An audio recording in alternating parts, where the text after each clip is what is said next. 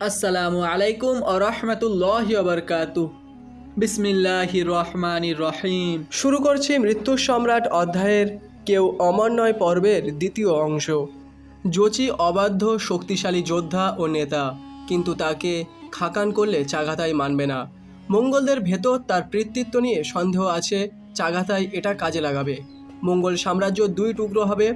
জোচি চাগাতাইকে হত্যা করবে, কিন্তু যুদ্ধ হবে বছরের পর বছর ধরে। মঙ্গলদের এই শক্তি আর থাকবে না। চাগাতাই রকচটা, রাজনীতিতে পাকা নয়, প্রায় ভুল সিদ্ধান্ত নেয়। সবচেয়ে বড় কথা, সে জোচিকে মোকাবেলা করতে পারবে না। বড় ভাইদের এই দ্বন্দ্বে ভাগ্য খুলে গেল তৃতীয় সন্তান ওগেদেই খানের। তিনি যোদ্ধা হিসেবে জোচি বা তলুইয়ের মতো দুর্ধর্ষ ছিলেন না, বরং বলা চলে চার ভাইয়ের মধ্যে যুদ্ধের ময়দানে তিনিই ছিলেন কিছুটা দুর্বল। কিন্তু তার খুলির নিচে ছিল এক সচল মগজ। তিনি ছিলেন পিতার অনুগত সন্তান, ঠান্ডা মাথার শিকারী। সাইবেরিয়ান বাঘের মতো নিখুঁত পরিকল্পনা সাজাতে তিনি ছিলেন ওস্তাদ।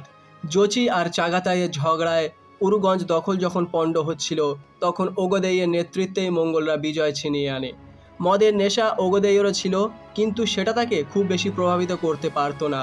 তার খরচের হাত ছিল লম্বা, বন্ধুবান্ধব নিয়ে আমোদ করে বেড়ানোতেই তার আগ্রহ ছিল বেশি। কিন্তু রাজনৈতিক বা সামরিক সিদ্ধান্ত নিতে তিনি খুবই কমই ভুল করতেন। চেঙ্গিজ খান তাই ওগদেইকেই পরবর্তী খাকান হিসাবে ঘোষণা করলেন।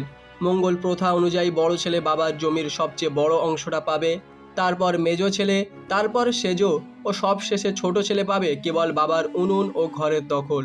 সাথে বাবার পশুপালের মালিকও হবে সে। মঙ্গল সাম্রাজ্য চার ভাগে ভাগ করে চেঙ্গিজ খান নিজের বড় সন্তান জোচি খানকে দেন পশ্চিমের কিপচাক খানাত, মেঝো চাগাতাইকে দেন মধ্য এশিয়া ও খোরাসানের চাগাতাই খানাত। মঙ্গোলিয়ান মূল ভূমি পায় ছোট ছেলে তলুই খান, আর চীনের বিশাল অংশসহ সাম্রাজ্যের খানই খানান হলেন ওগদেই খান। এই হিসেব অনুযায়ী জোচি খানকে দেয়া হলো পশ্চিমে কাজাখস্তান, মধ্য ও পশ্চিম সাইবেরিয়া সহ ইউরেশিয়ান স্টেপের প্রায় পুরো পশ্চিম অংশ। চাগাতাইকে করা হলো তুর্কিস্তানের খানই খানান। তিয়েনসান থেকে কাস্পিয়ান পর্যন্ত দক্ষিণে ইরান পর্যন্ত হলো তার খানাত। ওগদেইকে করা হলো চীনের খান, সেই সাথে পুরো মঙ্গল সাম্রাজ্যই তার অধীনে থাকবে বলে সিদ্ধান্ত হলো। তার আদেশ তার ভাইদের জন্য অবশ্য পালনীয় হবে বলে চেঙ্গিজ খান আইন জারি করলেন। ছোট ছেলে তলুইকে দেয়া হলো মূল মঙ্গল ভূমি ও মানচরিয়া, পিতার উনুন ও বসতি ভিটা।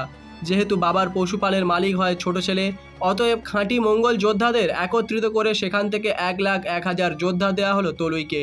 বাকি ভাইদের সবাই পেল 4,000 করে যোদ্ধা।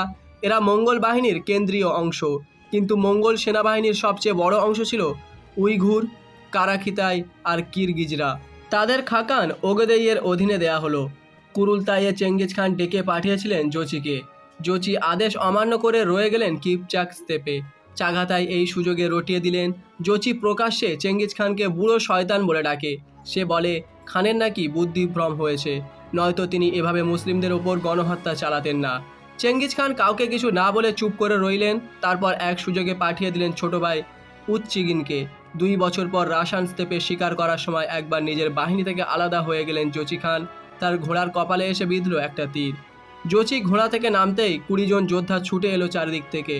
তারপর তাকে পিচমোড়া করে বেঁধে একটা চাপ দিয়ে মেরুদণ্ডটা ভেঙে দেয়া হলো। কাজটা চেঙ্গিজ খানেরই ছিল, কোনো সন্দেহ নেই। মঙ্গল প্রথা অনুযায়ী অভিজাত সন্তানের রক্ত মাটিতে পড়তে দিতে নেই, তাই খান নিজের সন্তানের রক্ত মাটিতে পড়তে দেননি।